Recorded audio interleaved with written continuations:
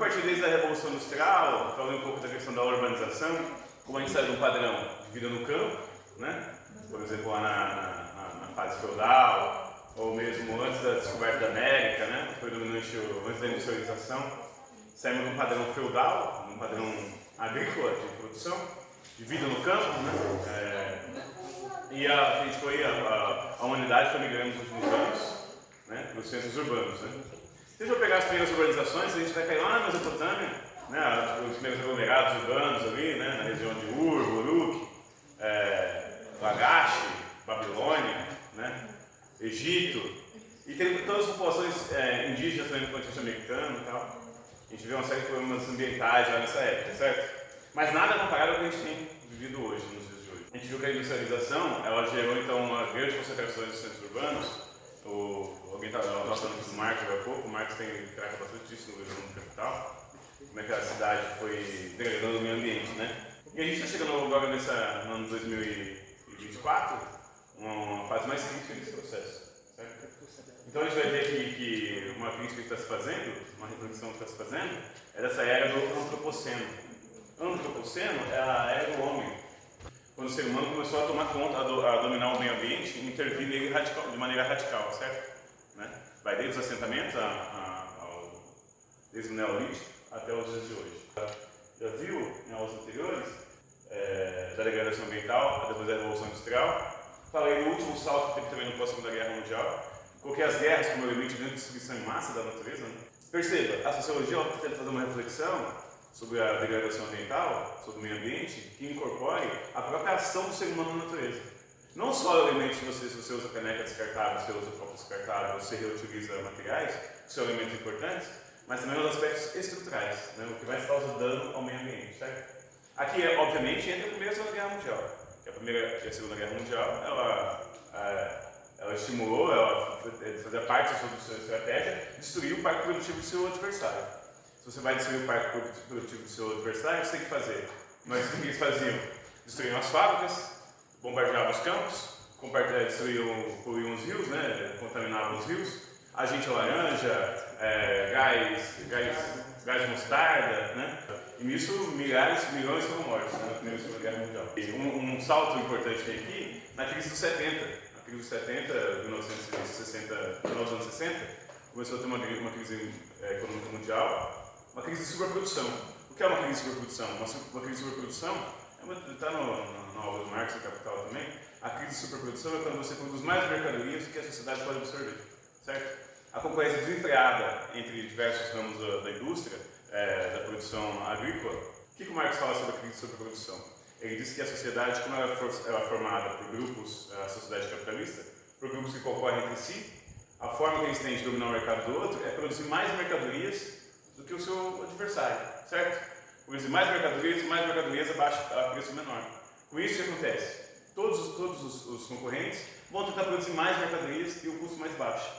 Isso vai levar, então, a uma drenagem gigantesca de matérias-primas, para conseguir produzir mais mercadorias do que os concorrentes, né? E nesse processo de produzir mais mercadorias, você tem uma imensa degradação ambiental. E, ao mesmo tempo, uma coleção gigantesca de mercadorias que não é absorvida por ninguém, né? Veja o tanto de mercadorias que é desperdiçado, né, e tal. Então, um aspecto importante aqui é que o capitalismo ele tem levado a gente para uma fase agora que a gente está vivendo nas últimas décadas de colapso ambiental, certo? E que vem se aprofundando dia a dia. Isso aqui a gente tem um debate sobre esses desastres ambientais, esse discurso de sustentabilidade. A ideia de sustentabilidade é muito importante, mas a forma como é colocada, por exemplo, pelos aparatos políticos, pelos aparatos midiáticos, é um debate que se faz sobre sustentabilidade e não se vai à raiz do problema, e não se busca as causas estruturais que causam esses problemas. Tem um debate hoje que tem gente que não acredita que realmente está tendo a degradação ambiental.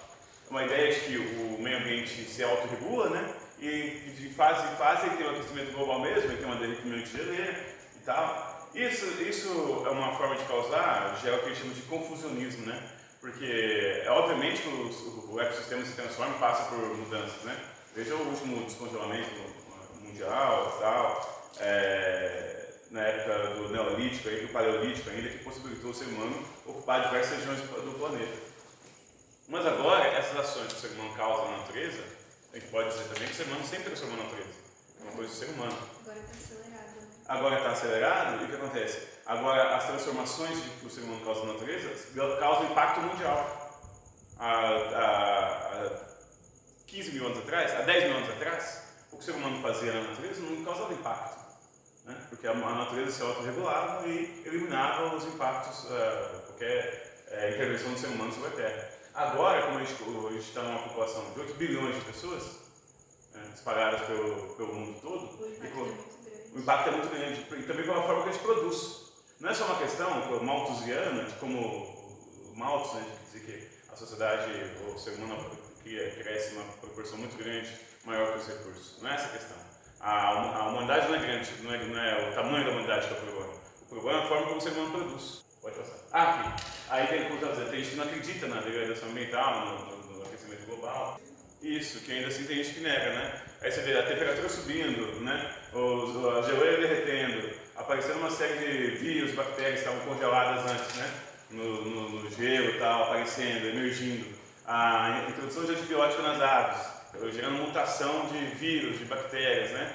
Tal. E no ser humano também, pela inserção pela grande quantidade de antibiótico aplicado. A gente vê tudo isso causando uma série de coisas e como se isso não fosse nada, entende? Está abaixo dos nossos olhos, tem um monte de dados, tem um monte de pesquisa, tem um monte de consequência.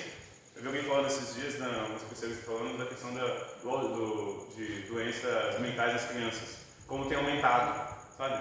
Espectro autista, uma série de outras doenças neurológicas relacionadas com a alimentação. Uma série de doenças relacionadas com a alimentação da mãe, com a alimentação do pai, com o modo de vida do pai e da mãe, com a alimentação da criança, na bolacha, na própria fruta, né? A maçã, o potente agrotóxico, no suco, tudo isso é contaminado e alterado a nossa forma de viver e a nossa saúde, impactado sobretudo as crianças. As crianças da nossa geração, que são crianças hoje, são os que mais estão sofrendo esses impactos. E aí tem esse debate ainda que fala, mas a questão não tinha essa questão antigamente, há 20 anos. Então é tudo frescura de uma geração muito Nutella, que se diz, né? Porque na verdade, quando você estuda argumentos, você vê já que tem uma coisa ali por trás, não vai vir coisa boa. Eles usam esse discurso negacionista para influenciar as pessoas a não ter consciência e impedir esse impacto, porque acaba prejudicando essas grandes empresas e diminuindo o consumo. Isso. E as empresas vêm com aquele discurso lá de sustentabilidade, né? Não, aqui a gente produz 1 trilhão de garrafinhas de água por dia, mas olha só, esse selinho que a gente põe aqui, ó, uma parte vai para não sei aonde. Gente, não importa quanto que você vai fazer. Olha aqui a produção de plásticos, em toneladas, milhões de toneladas. Você vai de anos 50, 2 milhões de toneladas. Olha como vai aumentando. Aqui no ano 2000, você tem já 230 milhões de toneladas de plástico. Aqui 396 milhões de toneladas no ano 2016. É muito plástico. E o plástico a gente não sabe ainda como eliminar ele. Né? Está nos rios, está nas praias, o plástico está abandonado em todos os lugares. E as embalagens de plástico continuam sendo fabricadas a toneladas. Diz que metade desse lixo aqui é coisa que você usa uma vez só. Uma embalagem que vem num presente, um copinho descartável que você joga fora. Entende? Então você vê que é uma produção que não é nada inteligente, sabe? E não é nada indispensável. Produção de plástico. Não é indispensável. Você pode ter copinhos de papelão que dissolve, você usa, tal. Você pode ter outros materiais. Mas a indústria vai aonde? Ela vai no que é mais barato para ela, mais conveniente para ela, que gera lucro mais rápido, sabe? Sem se importar com o ambiente, sem se importar com as futuras gerações. Ainda tem o terrorismo, que é causado porque o consumo que se tem individual é muito grande. Mas só que, nem se compara ao que é produzido pelas empresas. Então as pessoas ficam nessa mobilização individual de tentar mudar o mundo através desses produtos assim que são ecológicos. Só que quando você vê, isso não é 1% do que realmente a indústria. É que eu digo, né? Você se reeducar é legal, entendeu? Se você puder, ao invés de ficar usando um copo descartável, você usar uma garrafa de aço, se você puder uma garrafa que você possa reutilizar, ou mesmo comprar uma garrafa de plástico, de água mineral e usar ela 10 vezes, ótimo, legal pra caramba. Ajuda no custo individual, mas, na poluição individual. Mas, comparadamente com o que as empresas poluem, com o que o agronegócio polui, é pífio o que a gente faz. E o agronegócio 70% da água é gasta para o agronegócio, para a indústria, né? E jogado nos rios, jogado nas praias. A galera não faz tratamento de saneamento básico porque não quer. Tem todas as formas de tratar a água, de reutilizar a água, não faz porque não quer. Joga tudo com detrito no rio, joga nos mares e tudo mais, e um pouco se importando com as consequências. E essas mesmas empresas, elas fazem lobby com setores da política, com a bancada do boi, da bala, do agronegócio, sabe? Para não aprovar medidas, para não aprovar medidas de vigilância, para não aprovar controle, certo? E isso é tudo conhecido, é tudo óbvio, todo mundo sabe dessas coisas. Aqui estão os maiores geradores de resíduos plásticos do mundo. Veja aqui os Estados Unidos. Em primeiro lugar, Estados Unidos de toneladas, depois aqui a China, e aqui, logo na sequência, vem a Índia, mas não tem nem comparação, né? A Índia tem 1,5 bilhão de habitantes, né? Então, ainda assim é um número grande. E o Brasil aqui, inclusive a forma do Brasil também é alta em comparação com a Índia. A gente tem, sei lá, 15 vezes menos pessoas, e olha o tamanho da nossa produção de. E aqui também é esse elemento do aquecimento global. Fala, é normal, o clima sempre se altera, né? Aqui tem esse gráficozinho aqui. Ele está em várias organizações. Esse aqui acho que é da NASA. Esse é da NASA. Quando você vê aqui, como a frequência, aqui 1880, tá vendo? Os picos de calor, né? E a baixa temperatura. Picos de calor, baixa temperatura. Agora, quando passa aqui de 1915, coincidentemente a Primeira Guerra Mundial, né? Olha como você vai tendo picos. Tá vendo? Olha só. E aqui, ó, você não tem essas variações para baixo de resfriamento. Tá vendo? Ela vem só aumentando. Esse aqui é o último dado de 2001. Esse desenho já deveria preocupar as pessoas, né? Pode passar. E a NASA ainda, não tem nada de comunismo. Aqui também a mineração, que é um agente. Entende? A gente está tentando mostrar que, além dos nossos hábitos individuais, que eu digo novamente, sou a favor de que a gente reveja os nossos hábitos sempre, né? O ano passado teve aqueles dos Yanomamis, né?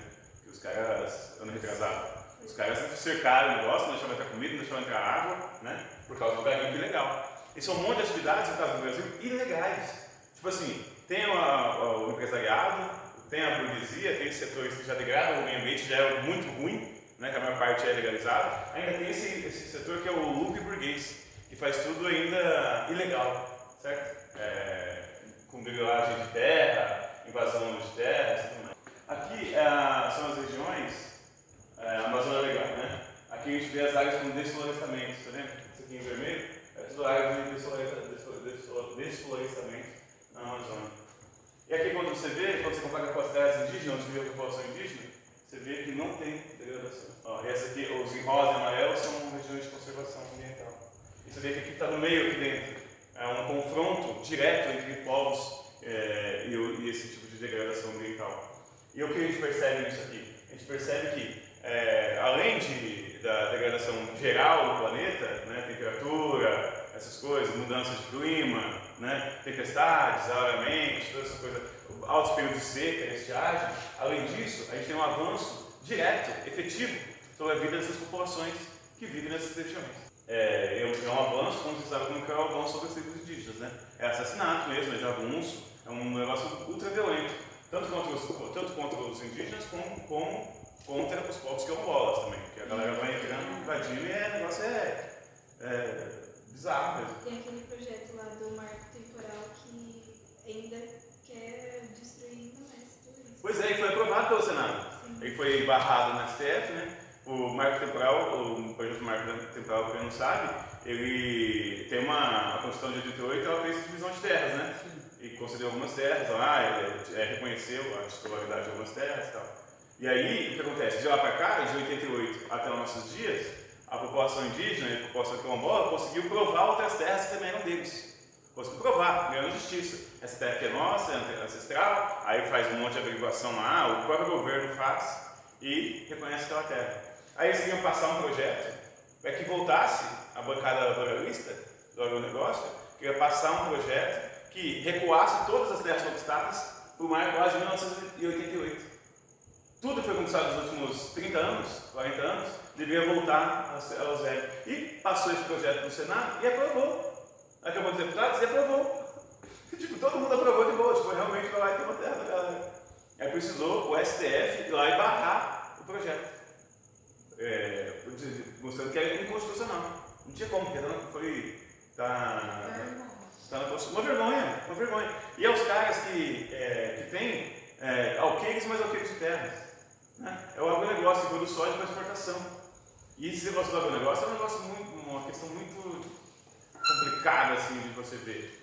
Que quando fala, por exemplo, da degradação ambiental, a galera não cita o agronegócio. Ele fala de você que usa cafezinho, copinho de cafezinho de plástico. Olha lá, usou um cafezinho de copinho de plástico. Olha lá, comprou uma bala de papel de plástico. Por que não comprou uma bala feita lá, não sei aonde, que é o papel né? Mas ninguém vai falar da bocada do agro. E a Constituição Federal, de 88, ela já colocava lá que a questão ambiental, ela já se comprometia à defesa do meio ambiente, né? Diz aqui, todos têm direito ao meio ambiente, ecologicamente equilibrado, bem como uso comum do povo e é essencial sadia qualidade de vida, impondo-se o poder público e a coletividade o dever de defendê-los, preservá-los para presentes e futuras gerações. A própria Constituição determina, então não é coisa de ambientalista, a própria Constituição Nacional, ela determina que a gente tem que proteger a natureza, tem que proteger o meio ambiente, e isso é proteger as novas gerações, e as nossas também.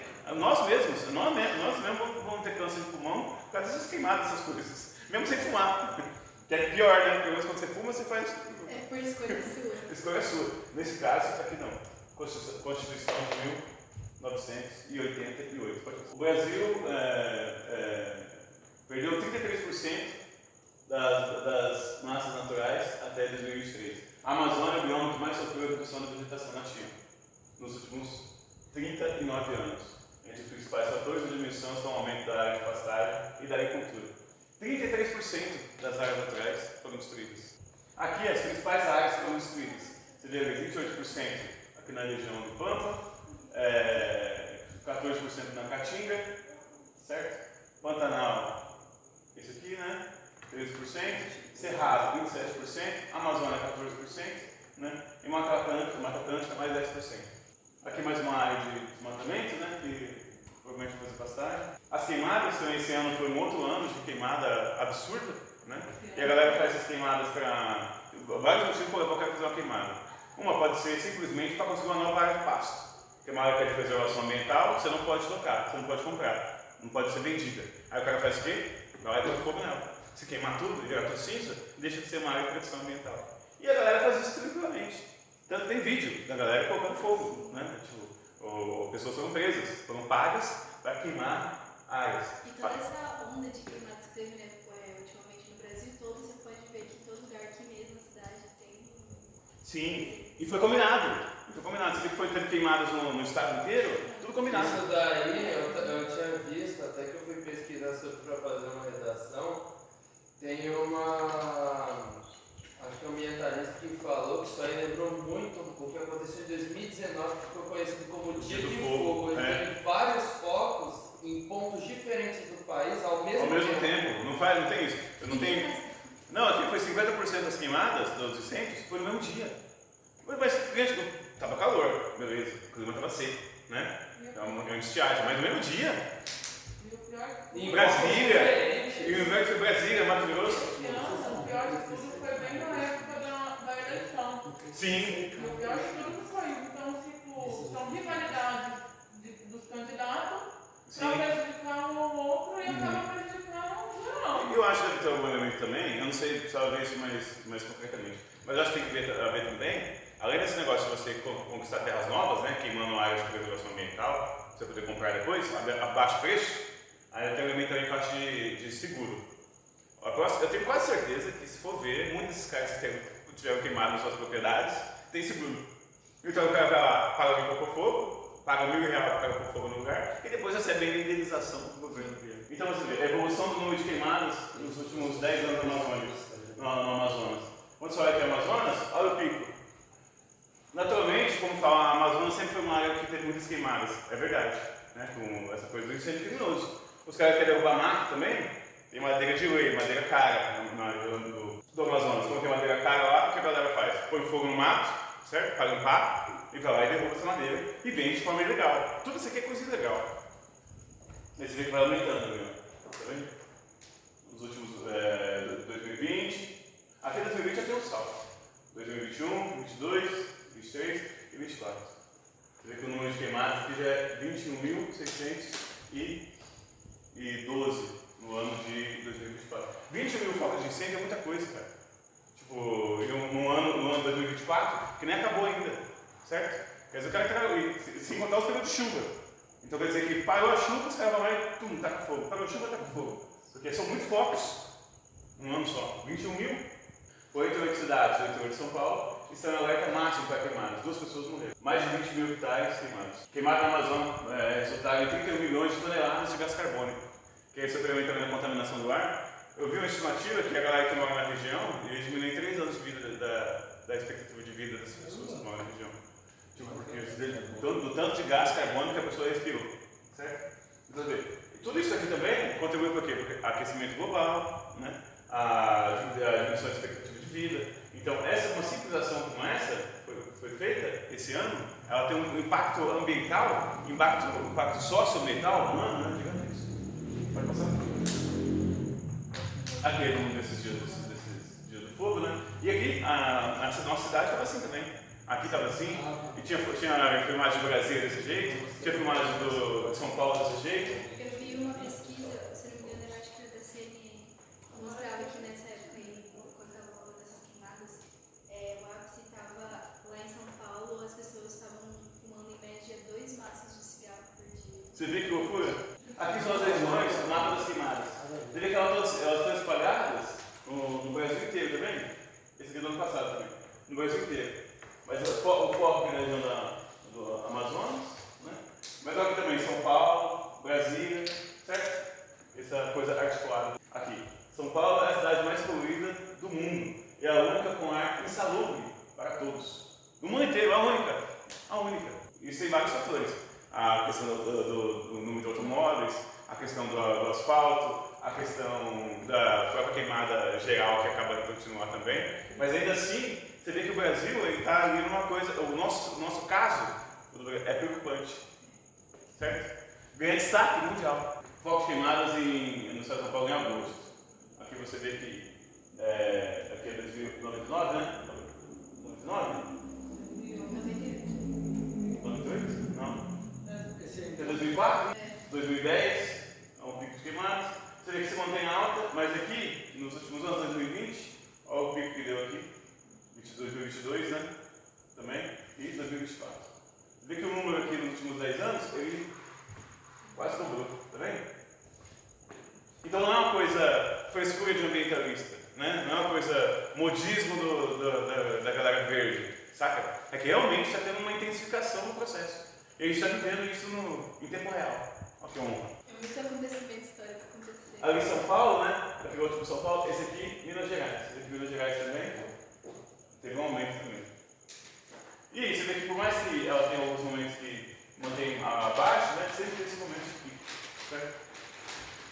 Pode passar. Mato Grosso, você vê que também que 2020 tem um aumento. Né? Isso aqui não é coincidência, isso tem a ver também com algumas políticas que foram feitas também durante o governo Bolsonaro, que foi uma política de diminuir vigilância também, né? Uma série de elementos que acaba contribuindo para isso. Primeira queda aqui em 2019, votos de 2022 e agora também um novo pico, certo? Aqui na região do Pantanal, deu em 2019 também, coincidente também em 2020, o número de queimadas mais que dobrou, triplicou, coincidentemente, também o governo do inelegível lá, dobrou lá, depois teve uma pequena queda aqui, caiu nos anos seguintes, mas esse ano também voltou a subir. Goiás também, a mesma coisa, tinha dado uma queda a partir de 2022, né? Agora voltou a subir. Ainda não está no patamar que estava anteriormente, chegou no máximo de hoje, mas ainda assim está alto. Além disso, tem essa questão também das secas, né? Então contribuiu, além da seca histórica, ninguém está negando que os incêndios foram facilitados pelo clima seco, né? Mas ainda assim, né? E aqui as regiões estão muito mais secas. Não é justificativa para ter tanto foco ao mesmo tempo. No mesmo dia, não. 50% dos focos de incêndio foram no mesmo dia. E aqui também, aí dentro disso, obviamente, que o Brasil vai ter uma taxa de poluição alta, né? Aqui países com maior acúmulo de emissões de 1850 até 2001. Queima de combustível fóssil, manuseio do solo. Ainda assim, China e Estados Unidos liderando. Mas aí também a China tem 1,5 milhão de habitantes. Tem que ser alto mesmo. Não estou justificando, né? Obviamente. Ainda assim, os Estados Unidos é muito maior, com uma população bem menor. Quantos habitantes tem nos Estados Unidos? Porque né, é um pouco maior que o Brasil só. A gente está 220. Mas aí tem metade da população, menos da metade e mais da metade de Pois é. De qualquer forma, é muita coisa, né? 326 milhões. 326. Então você vê que os Estados Unidos, mesmo com uma população muito menor que a China, o dobro de emissão. Né? Está vendo? Gigantesco. A Rússia, porque são países, a Rússia tem menos habitantes que o Brasil. Né? Mas a Rússia produz petróleo, gás natural, uma série de coisas, ainda assim uma taxa altíssima. Né? E o Brasil, o que o Brasil está fazendo ali? Você entende? Isso aqui é a forma como a gente, né, a nossa política de gestão do meio ambiente, certo? Está na frente da Índia, que tem 1 bilhão de habitantes também, é a mesma população quase a mesma população que a China, né? E aqui tem algumas recomendações que foram feitas pelo grupo de observação climática lá, sobre as metas que o Brasil deverá pôr em prática para melhorar a sua situação, né? Para que não seja um ambiente tão hostil para as novas gerações. Para a gente, inclusive, né? Porque isso vai causar adoecimento, isso vai causar câncer, isso vai causar problemas pulmonares, enfisema pulmonar, isso vai causar doenças respiratórias, isso vai causar alergias, isso vai gerar um custo para o país, com saúde e tal, né? E custo populacional também, para sofrimento humano, né? E as metas? Diminuir o desmatamento para zero, limitando o máximo a 100 mil hectares por ano. Diminuir o desmatamento a zero. Isso no caso do Brasil, que tem essa mentalidade de produção agrícola como é feito, predatória, é uma coisa muito difícil de ser, mas está lá. Recuperar 20 milhões de hectares de vegetação, de acordo com o Código Florestal, aumentar significativamente o sequestro de carbono do solo por meio de práticas agropecuárias de baixa emissão. Veja, todas as medidas muito difíceis para implementar, pelo descaso que tem com as questões. Né? Fazer transição energética dos combustíveis fósseis para fontes renováveis. No setor energético, ainda segundo a organização, o foco está na ampliação do transporte público, aumentar o transporte público e diminuir o transporte individual, né? De um carro para uma pessoa ele gasta muito mais, emite muito mais Mas aí não adianta nada ampliar a quantidade de transporte público e a qualidade continuar a mesma. Mas a questão é que para fazer isso aqui, para você conseguir aumentar o transporte público, tem que enfrentar uma série de lobbies com as grandes empresas que montam veículos. É uma treta que o Brasil não compra. Tinha que fazer metrô, aumentar o metrô, fazer transporte por via de trem, né, que é eficiente, é pouco poluente, certo? Não gera combustível fóssil. Né? Uma das maiores porradas do Brasil é não ter. Tem que substituir os caminhões, a questão dos caminhões de transporte de alimentos. É uma discussão muito antiga. Tinha que colocar uma malha viária que possibilitasse transportar grãos. É muito mais barato, polui muito menos. Tem que mudar a malha, então, viária, a forma de distribuição de matérias-primas. Mas o nosso Estado não está preocupado com isso. Porque isso mexe com muitos interesses, né? Certo? E por último, universalizar saneamento e acabar com as condições. Tem os dados também sobre saneamento básico também, quando a gente vai ver. Faz tempo que eu não vejo esses dados, mas é algo tipo só 50% da população brasileira tem acesso a saneamento básico. Certo? Então quer dizer que lixo, dejeto, jogado em rio, jogado em